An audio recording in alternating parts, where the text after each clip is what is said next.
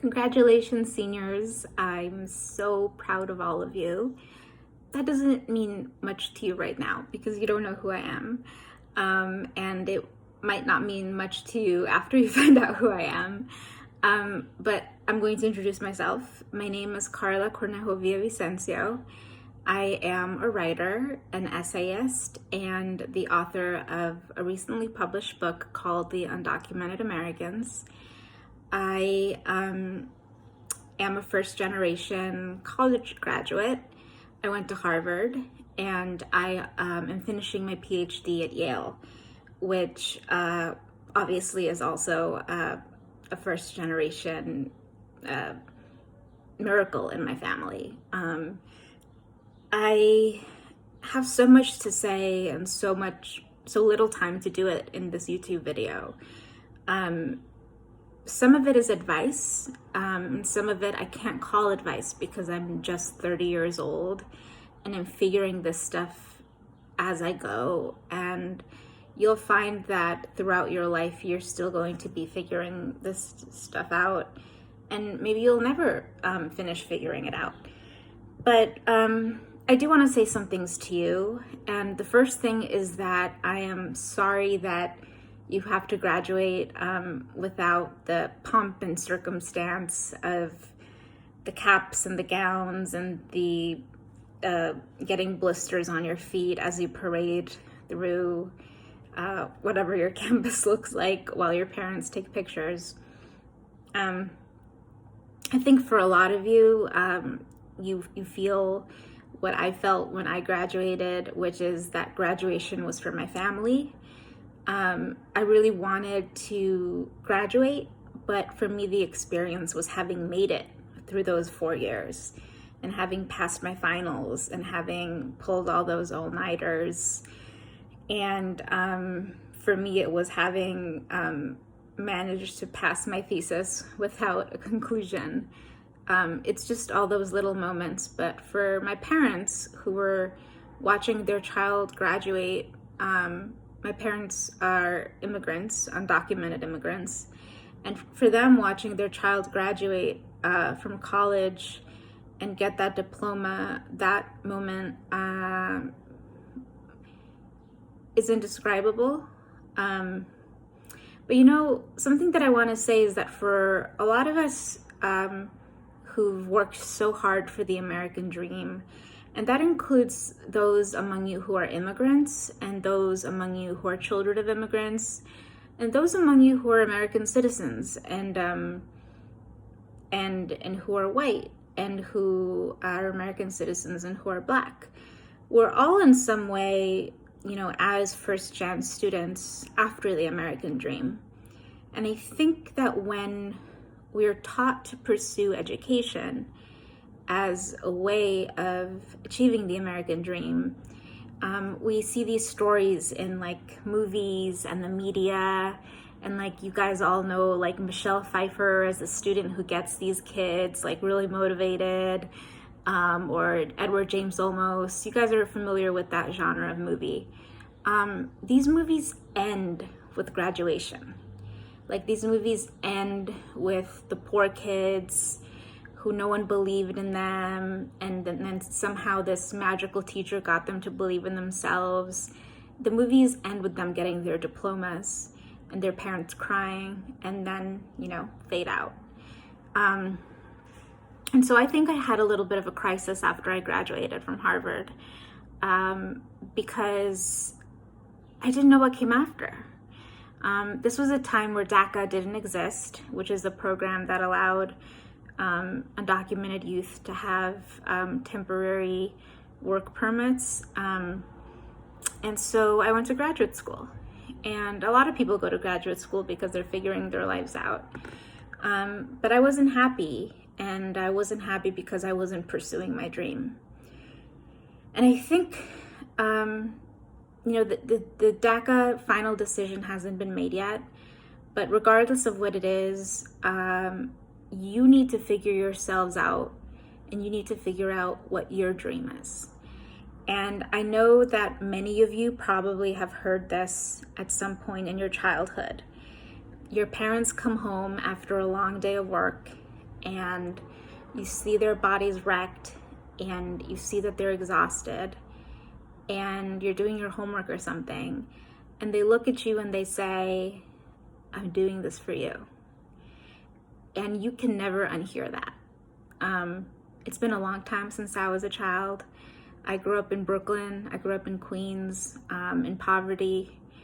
And my parents my father did for a long time, hard manual labor.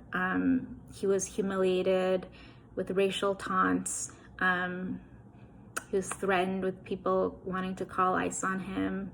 He was such a hard worker. He has extraordinary work ethic that I learned from him. And he did it for me. And I can't unhear that. And a lot of you can't unhear that. And so I think that a lot of us grow up working hard, pulling all-nighters, doing all of this to repay our parents and to hopefully one day do a repayment that feels sufficient. And I'm here to tell you that is a burden that you do not have to carry. And you probably won't believe me, because it's something that I learned over the past couple of years while I was writing my book, and while I was interviewing a lot of children of immigrants and a lot of immigrants. And I found out that this was part of the story of the American dream, which is that children of parents who sacrifice themselves entirely, the sacrificial lambs, they can never find a way to repay their parents. And what it does is it ends up destroying their mental health, and it ends up straining their relationship with their parents to a point where they don't really know how they feel about their parents, how much of it is love, how much of it is gratitude, how much of it is pity, how much of it is just kind of an IOU. And I don't want you to feel that way towards your parents when you see them.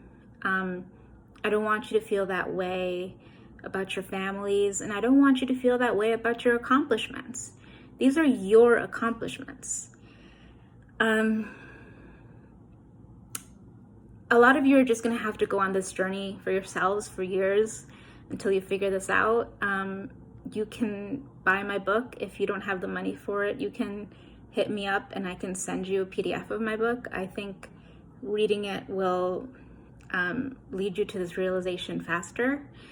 But find out what makes you happy, what makes you fulfilled, what gives you the opportunity to live a life worth living, and pursue it. Make sure that you can make money out of doing it. Don't do things for free that are going to lead you to a place of poverty, because all of us here, who are in college as first-gen students, we don't want to end up in cycles of poverty. But find your passion, pursue it. I was an undocumented immigrant growing up in Brooklyn in an apartment full of cockroaches and mold and lead, and my parents allowed me to pursue the arts. They allowed me to pursue writing, having not read a single word that I wrote in English. And that's faith, and that is also extremely crazy, but it's led to my career now, where I don't make a lot of money. I make just enough, but I have made enough where I am able to take care of my parents right now during the pandemic. So for the past 2 months, they haven't had to go to work. They've lost their jobs, and I've been able to support them financially. And there are ways for you to pursue your passions while still making money, and while still being able to take care of your parents. Do not become complacent. Do not feel that because you've moved out of college, because you've left college, that you can give up on your dreams because you don't have the community cheering you on.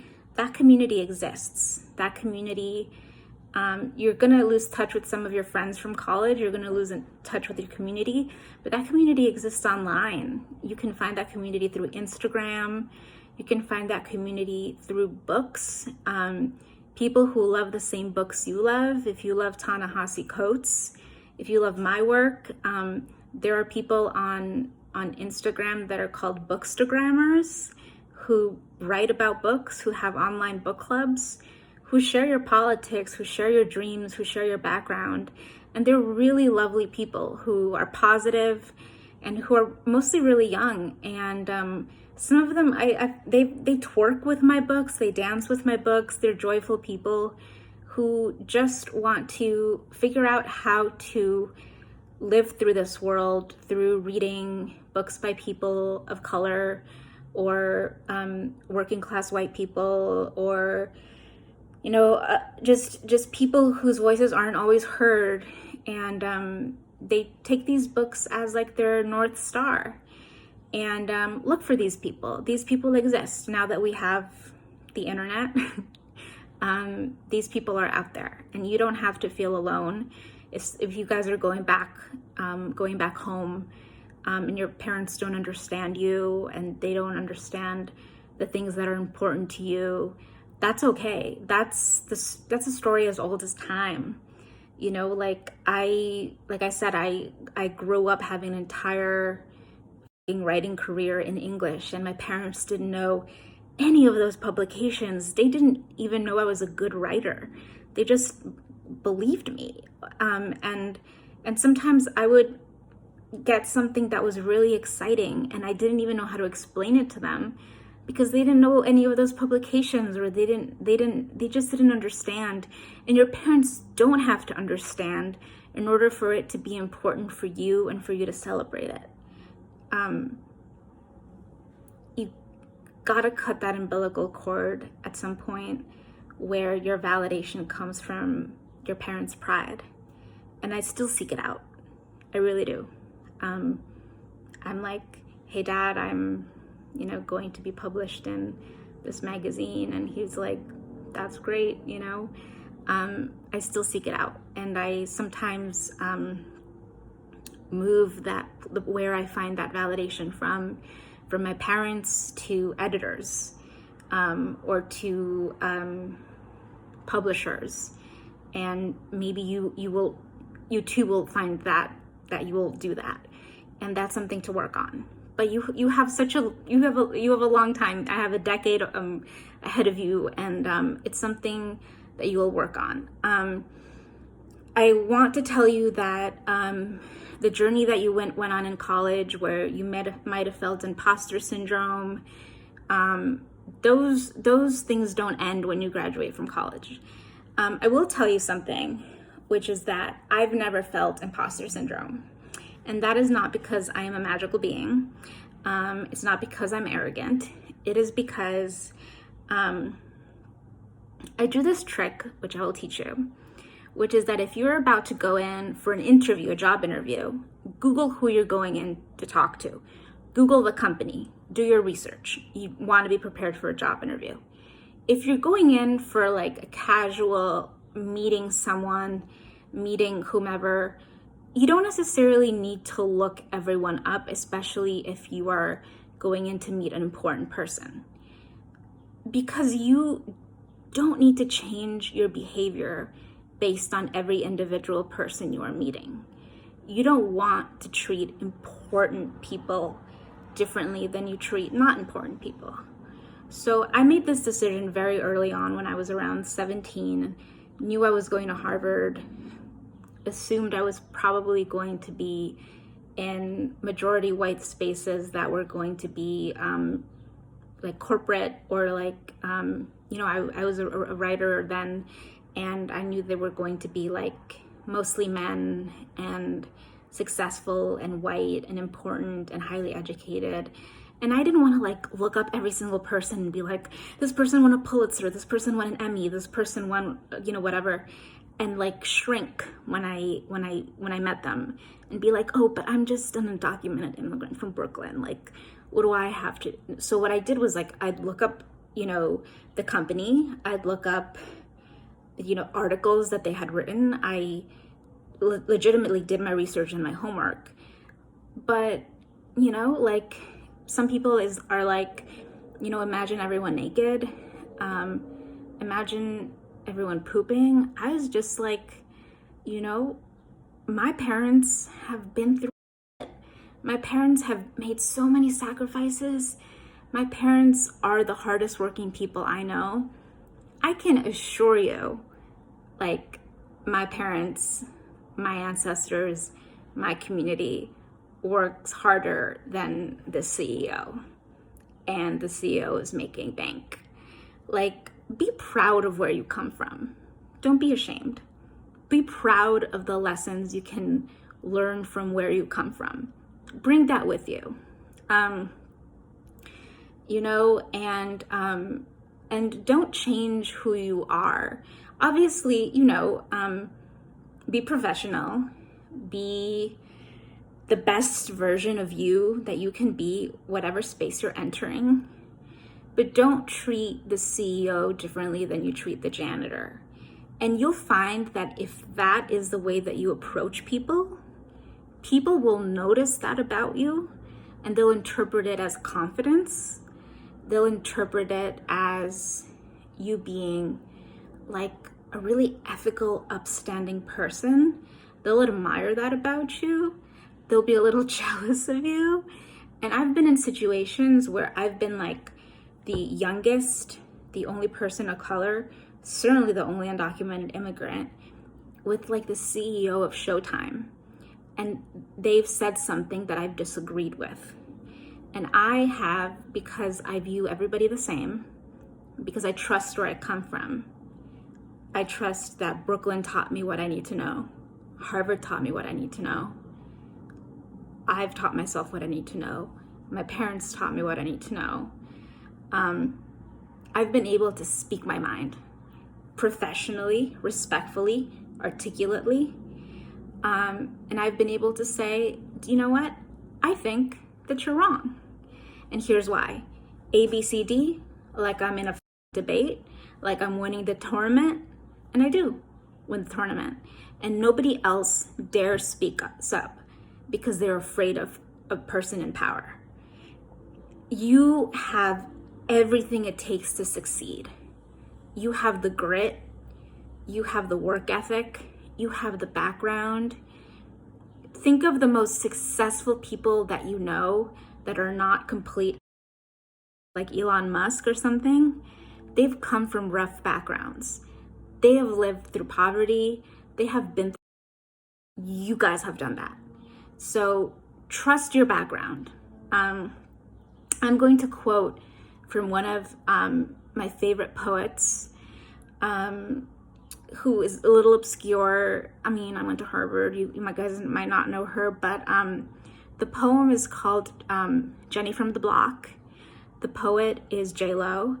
And the line is, "I'm real even on Oprah."